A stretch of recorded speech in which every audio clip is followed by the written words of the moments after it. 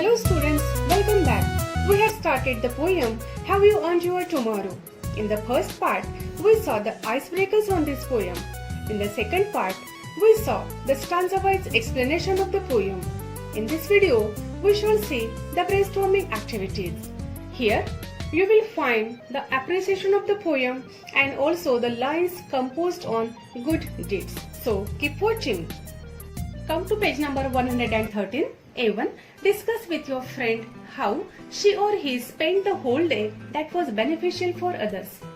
या ठिकाणी आपल्या मित्र किंवा मैत्रिणीला विचारायचं आहे की त्यांनी आपला दिवस कसा घालवला, कोणाला काही मदत केली का, कोणत्या प्रकारे मदत केली आणि कसा दिवस घालवला मदत करून हे या ठिकाणी सांगायचं आहे. Dear students, this question can be asked for personal response also. Here I have given some answers. या ठिकाणी तुम्ही आपल्या मनाने दुसरी पण उत्तरं लिहू शकता.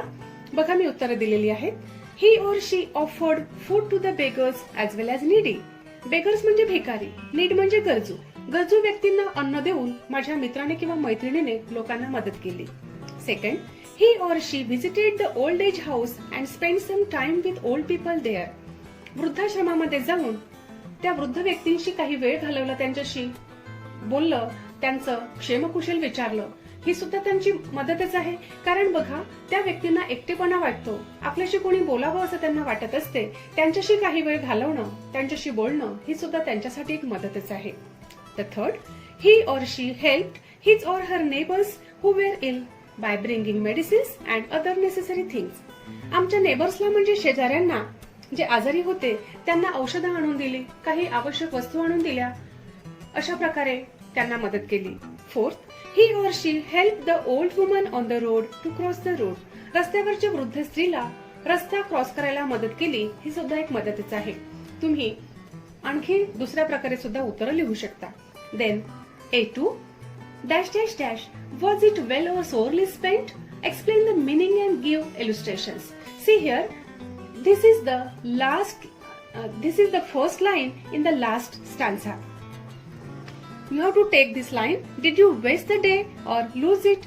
Was it well or sorely spent? ही पूर्ण लाईन तुम्हाला घ्यायची आहे. Explain the meaning. याच्यातलं meaning कसं आहे?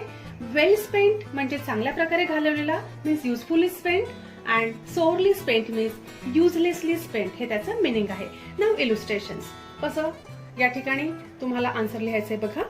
Here the poet asks the readers if their day was good or bad. According to the poet, if you have spent your day without helping others, you have wasted your day.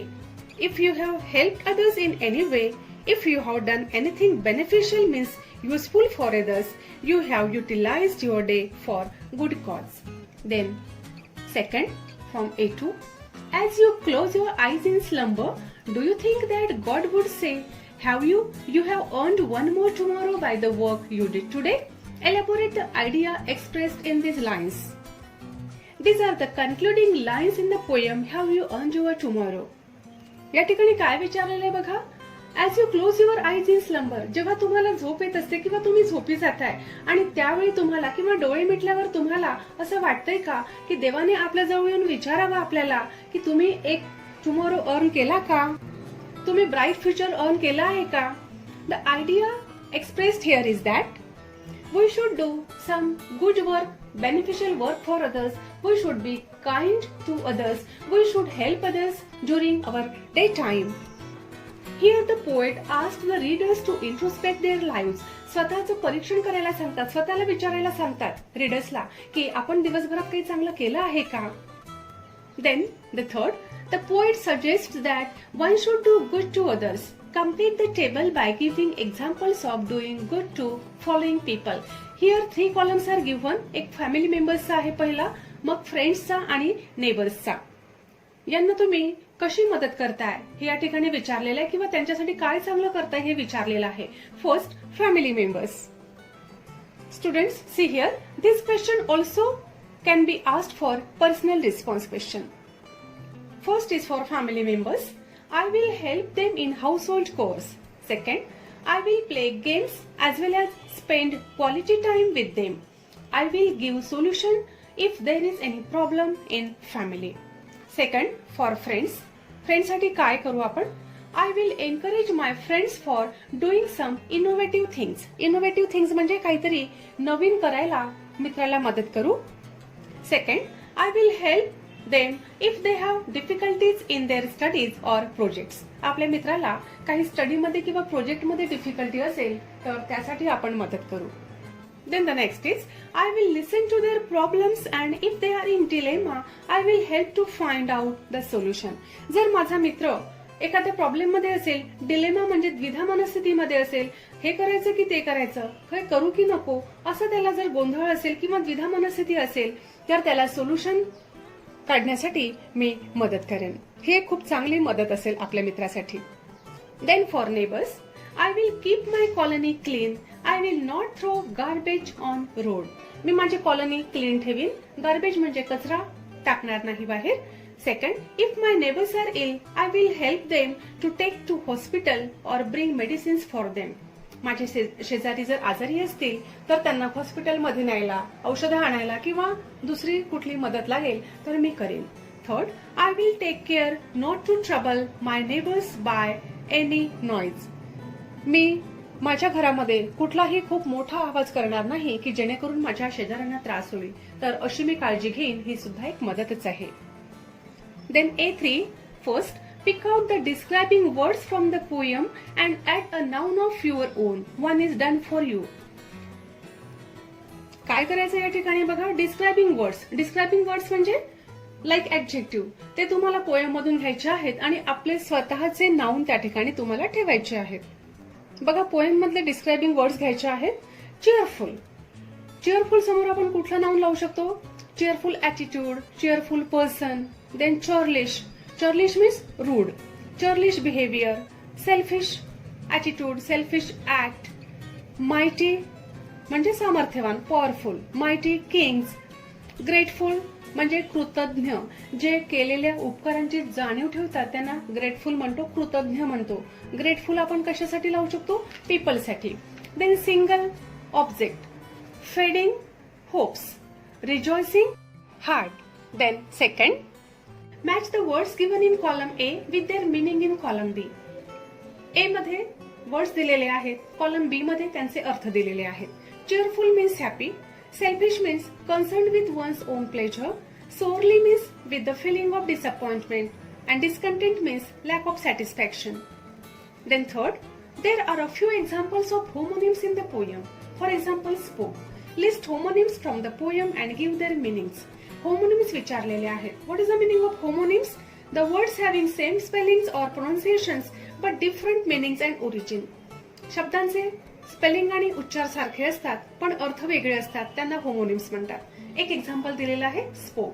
Spoke म्हणजे स्पीकचा past tense आहे, म्हणजे बोलला असा त्याचा अर्थ. आणि दुसरा आहे मेटल रॉड इन अम्ब्रेला, छत्रीचा स्पोक असतो.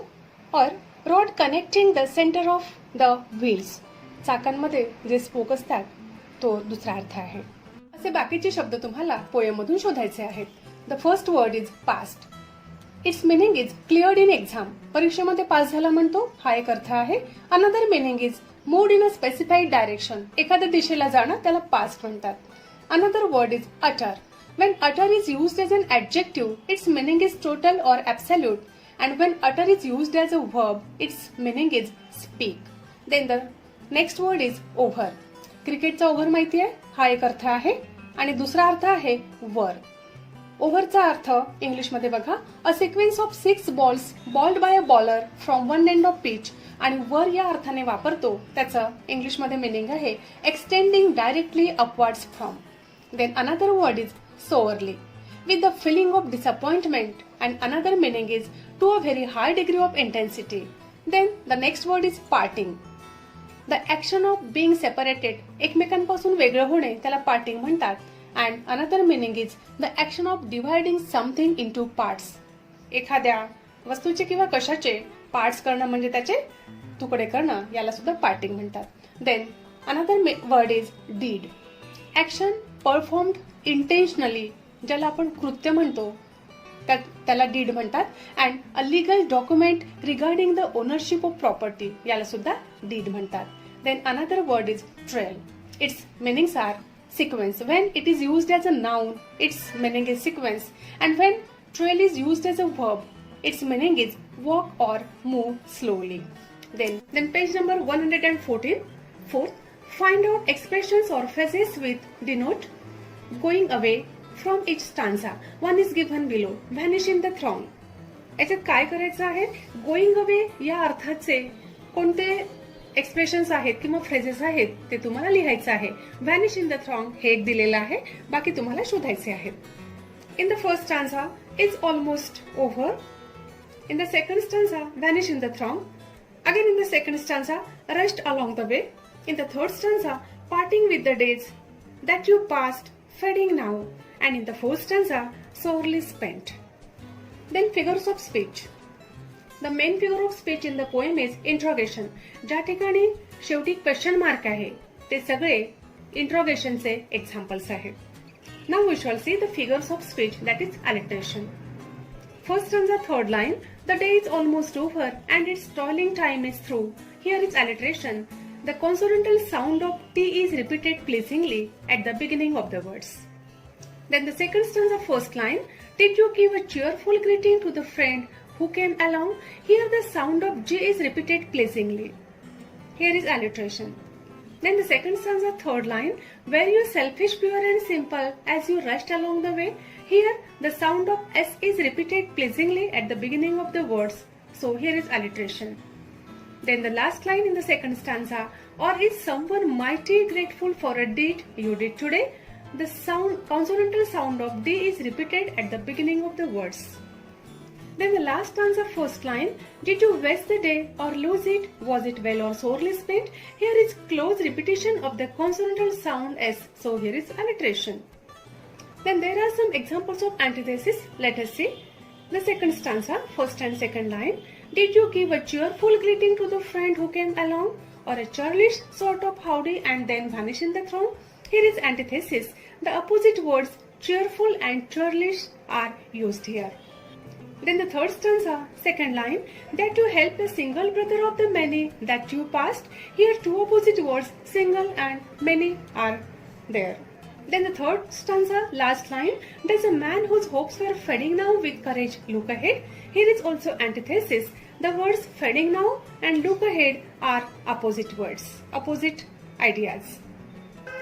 Then the last stanza, last line. You have earned one more tomorrow by the work you did today. Here the words tomorrow and today are opposite words. So here is also antithesis.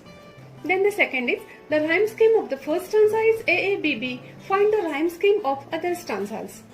Here see the rhyming scheme of all the stanzas in the poem. The first stanza AABB, second stanza CCAA, third stanza DDEE, last stanza means fourth stanza FFAA. Then F5. Write an appreciation of the poem considering the following points. Have You Earned Your Tomorrow is an inspirational poem.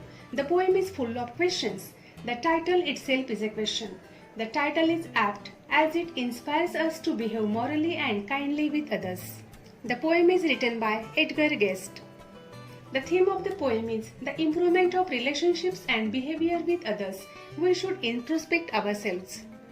One should be kind, good and helpful to others. The poem has 4 stanzas of 4 lines each, means quatrains. Interrogation is the main figure of speech used in the poem. Other figures of speech are alliteration and antithesis. The style is simple and the tone is optimistic. The poem gives the message of love and humanity. The poem is beautifully composed using idioms, phrases and rhyme scheme. Then the second question is on mind mapping. We shall take that question in the separate video of in writing skill. Then third, write a set of 8 to 10 interview questions to be asked to a social worker. Take the help of the following points. The points are given: childhood, education, service, difficulties, future plans, achievements and message. या points वरून तुम्हाला social वर्करला interview साठी questions विचारायचे आहेत. I have given the model answer. You can write your answer in a different way also.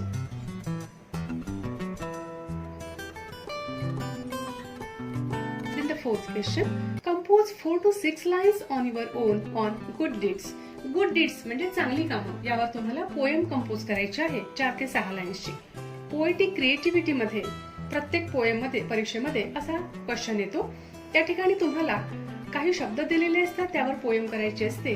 कधी कधी 1-2 line दिलेल्या असतात, तुम्हाला दुसऱ्या 2 लाईन्स लिहायच्या असतात. कधी कधी शब्दांचा क्रम बदलवलेला असतो आणि तुम्हाला सुद्धा त्या प्रकारे पोएम दुसऱ्या प्रकारे लिहायची असते, म्हणजे शब्दांचा क्रम बदलून. असे वेगवेगळे पोएटिक क्रिएटिव्हिटी मध्ये क्वेश्चन्स विचारले जातात. Here I am giving you 2 poems on good deeds. See here.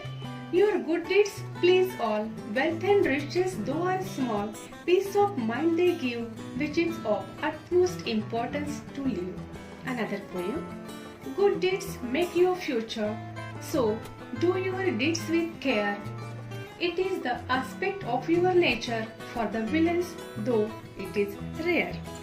Students, here we have taken all the brainstorming activities. In the next video, we shall meet with the next poem.